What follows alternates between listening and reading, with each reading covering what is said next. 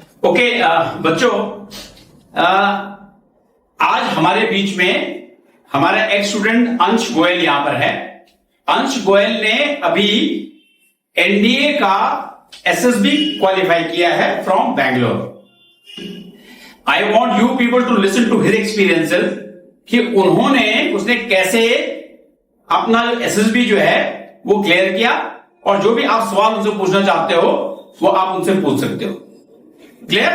Yes, sir. So be very open about it, be very frank। जो नहीं आता है, जो क्वेरीज है आपकी, वो आज वो एनडीए क्वालिफाई किया है, कल आप लोग एसएसबी में जाओगे तो आप लोग की वो क्वेरी जो है वो क्लियर हो जानी चाहिए आज। Clear? This is first hand experience. Okay Ansh, please come and tell them about it. Hello everyone. So आपको नाम तो पता ही चल गया होगा, मेरा सर ने बताया है। So I have been recommended from India 152 SSB from 24 SSB Bangalore. तो आप में से क्या किसी को कुछ पूछना है?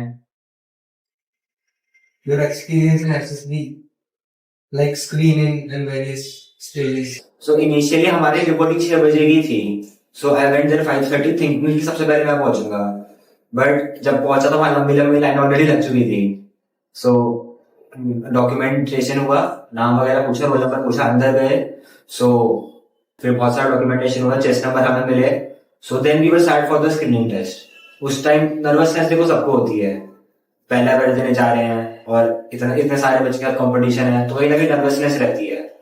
सो मैंने कहीं ना कहीं ट्राई करा कि कम नर्वस हूँ और ज्यादा से क्वेश्चन अटेम्प्ट करूँ और नेगेटिव कम से कम रखूँ। तो मैंने पहले OAR में 45 के आसपास करे थे 50 में से, एंड 40 के आसपास सेकंड में करे थे। सो OAR अच्छा रहा। And then for the PPT part उन्होंने हमें पिक्चर दिखाई, बहुत ब्लर थी, मतलब दिखता ही नहीं है, कुछ ऐसा सा होता है। बहुत डिफरेंट स्टोरीज बनी थी हमारे ग्रुप में, लाइक 8 बच्चों का ग्रुप था तो 6 डिफरेंट स्टोरीज थी। तो उस ग्रुप में अपनी स्टोरी एड्रेस करना, ग्रुप को कन्विंस करना, तो एबिलिटी होनी चाहिए। और 1 ही मिनट मिलता है तुम्हें, तो प्रॉपर थॉट्स रखो अपने, और ऐसा भी नहीं कि बोले ही जा रहे हो उसके बाद डिस्कशन के टाइम पे, सबकी सुनो, अपने प्रॉपर पॉइंट्स रखो और सही रहेगा। एज फार एज जैसे मैंने देखा है कि उन्होंने OAR में ज्यादा फोकस करा एज फार एज पीपीटी, कि जिनके स्कोर्स OAR में ज्यादा होंगे तो उसको ज्यादा एम्फसाइज करा है। तो स्क्रीनिंग सही रही थी, काफी अच्छे क्वेश्चंस ठीक ठाक हुए और डिस्कशन ठीक हुआ। और किसी को क्या कुछ Then tell them about the whole procedure that you underwent and तुमने कैसे इन डिफिकल्टीज या टेस्ट को क्लियर किया। ओके, सो देन हमारे CHM सर ने हमें बोला that these are all the documentation that you have to do in the evening. देन हमें हमारे अकोमोडेशन में लेके गए and we were instructed in the night कि कल सुबह 6 बजे you had to be here, कोई लेट नहीं होगा।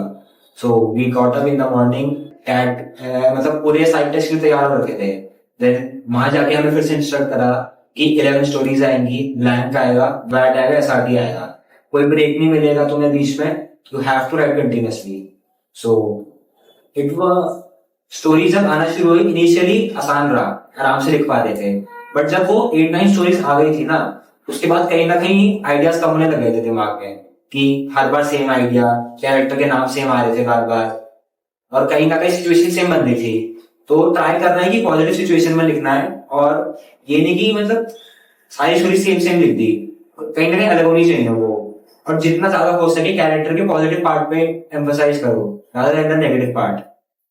सो वो सही रहा था। फिर उसके बाद ब्लैंक स्टोरी घर से प्रिपेयर करके जाना कोई बड़ी बात नहीं थी। लोग कहते कि जो फ्लो में है वो लिख देना, मैं कहता हूँ घर से प्रिपेयर करके जाओ, वही लिख देना। और फिर बैट आया, बैट आसान होता है, 15 सेकंड मिलते हैं, तुम्हें इजीली कर लोगे। ज्यादा ये मत सोचना कि बहुत अच्छी इंग्लिश लिखनी है, बहुत अच्छे सेंटेंस बनाने हैं, जो नॉर्मल सेंटेंस है बेसिक इंग्लिश के वो लिख देना, वो सही रहते हैं। तो इस तरह तुम सारे कवर भी कर लोगे और सब आसानी से हो जाएगा। Same for the SRT part, ये नहीं बहुत लंबे लंबे लिख रहे हैं, मेरे साथ के बच्चों ने लंबे लिखने का ट्राई करा था बहुत, तो कहीं ना कहीं उन्होंने मिस आउट कर दी 20-25 SRTs। मैंने ट्राई करा कि वन लाइनर से लिखो, पॉइंट टू पॉइंट लिखूं, तो मैंने 60 में से 55 अराउंड कर लिए थे।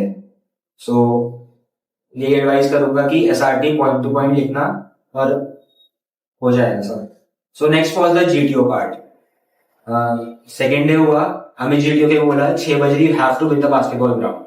हम तो 6 बजे पहुंच गए, but GTO came at 8। So for 2 hours we were sitting there, बातें कर रहे थे, ठंड बहुत हो रही थी, हम शॉर्ट्स और टी शर्ट में बैठे थे वहां पे। तो कहीं ना कहीं और नर्वसनेस होने लग गई कि आज क्या होगा, अब क्या होगा। और फिर जीटीओ आता है एंड ही सेड कि okay gentleman, time for the group discussion part.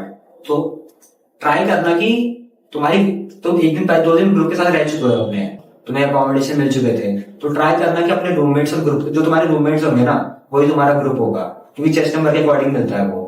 तो ट्राई करना अपने रूममेट्स का अच्छे से अच्छे बना के रखो, और ये कहीं ना कहीं तुम्हें जीडी और जीपी में हेल्प करेगा। हमारा ग्रुप अच्छा था, बहुत मतलब वो बता रहा हूँ कि जो कोई नहीं बताता कि ये बहुत हेल्प करता है अपने ग्रुप के साथ बना के बहुत करना। हमने अच्छी बॉन्डिंग कर ली थी 2 दिन में ही, हम मतलब काफी अच्छे दोस्त हो गए थे। तो कहीं ना कहीं ऐसा नहीं कि एक ही बंदा बोले जा रहा है, सबको चांस दे रहे थे कि okay chest number you speak और यू स्पीक, सबको चांस मिला। जीटीओ भी खुश लग रहा था देख के कि हाँ दे आर डूइंग वेल। सो उसने हमें 2 टॉपिक्स दिए, हमने अच्छे से करे। And for the group planning also हमने सबने अपना अपना सबमिट कर दिया था। तो उसके बाद हर किसी के प्लान के पॉइंट्स ऐड करे थे अपने प्लान में, फाइनल प्लान में। तो वो कहीं ना कहीं करना, और इसके लिए बॉन्डिंग बहुत जरूरी है, बॉन्डिंग। तो सब तुम्हारी बात सुनेंगे, तुम भी अपनी बात रख पाओगे, तो ये हेल्प करता है बहुत।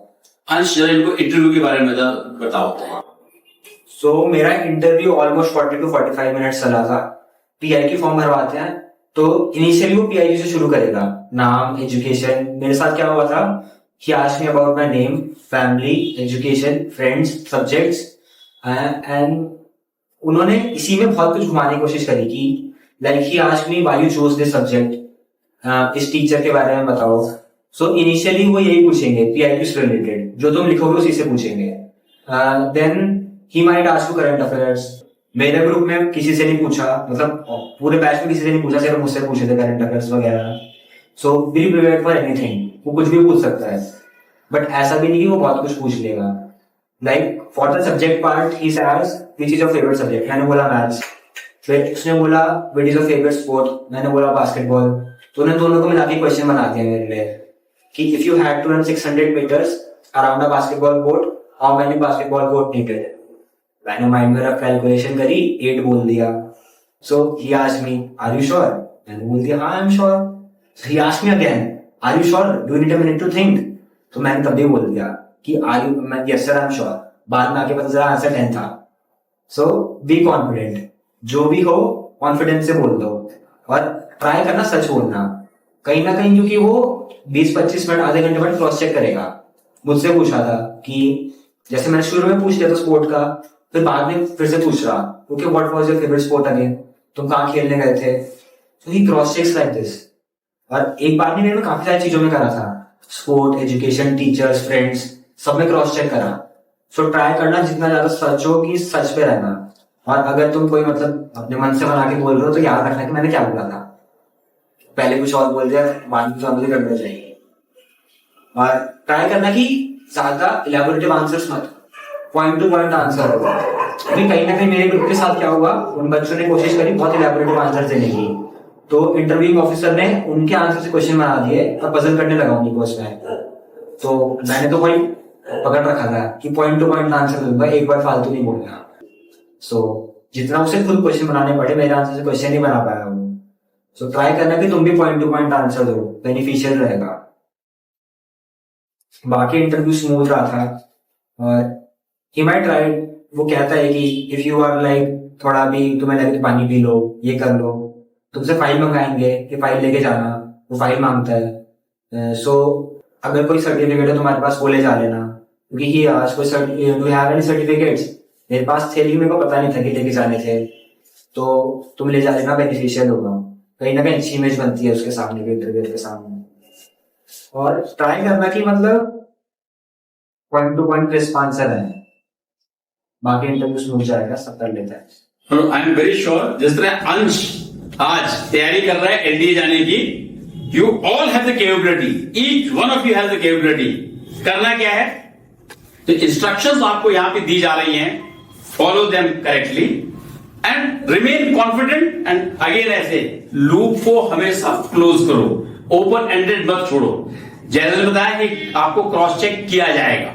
As he said, his answer was short, they were crisp to the point, तो वो जो क्वेश्चंस नहीं बनते हैं। Clear? He has a very bright future, and I'm very sure he will be one particular person, motivate you people, और ये national defence academy पहुंचेगा, which obviously is one of the finest institutions this country has. Okay, once again, congratulations to you, son. Thank you. Okay, well done.